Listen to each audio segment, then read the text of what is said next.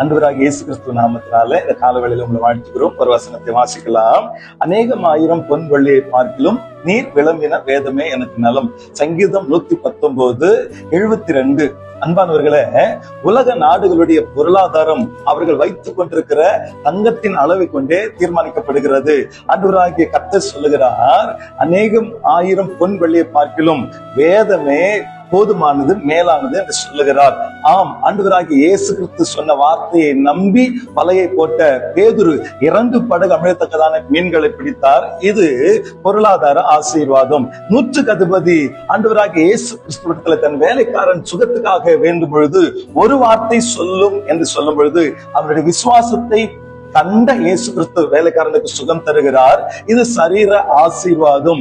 மரியாள் இடத்துல தேவதூதன் வந்து இயேசு கிறிஸ்துவின் இடத்துல பிறப்பார் என்று சொல்லும் பொழுது மரியாள் சொல்லுகிறார்கள், இது எப்படி ஆகும் என்று சொன்னவர்கள, தேவனால கூடாத காரியம் ஒன்றுமில்லை என்று சொல்லும் பொழுது, இதோ ஆண்டவருக்கு நான் அடிமை, வார்த்தையின்படி எனக்கு ஆக கடவுள் என்று சொல்லுகிறார்கள்.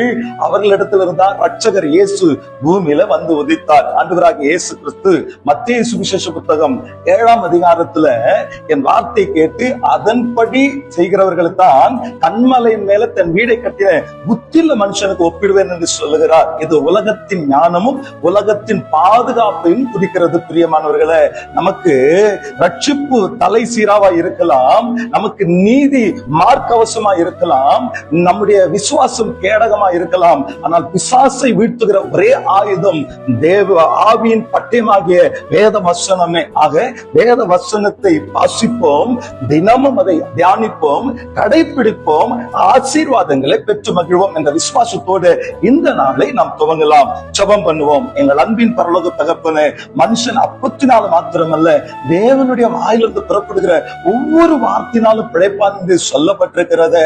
வானமும் பூமி ஒழிந்து போனாலும் என் வார்த்தைகள் வார்த்தையின் முழுப்பும் அழிந்து போகாது என்று சொல்லியிருக்கிறீங்களே, இந்த வார்த்தைகளை ஆண்டவரே கடைபிடித்து அதன்படி வாழ்ந்து ஆவிக்குரிய ஆசீர்வாதமும் பூமிக்குரிய ஆசீர்வாதமும் சரீர ஆசீர்வாதங்களையும் பெற்று மகிழ எங்களுக்கு கிருபை தாங்க. இப்படிப்பட்ட சிந்தையை காண்கிற கேட்கிற யாவருக்கும் தருகிறபடினாலே ஸ்தோத்திரம். இந்த வார்த்தைக்காக நன்றி செலுத்தி இயேசு கிறிஸ்துவின் நாமத்தில் ஜெபிக்கிறோம் நல்ல பிதாவே, ஆமென்.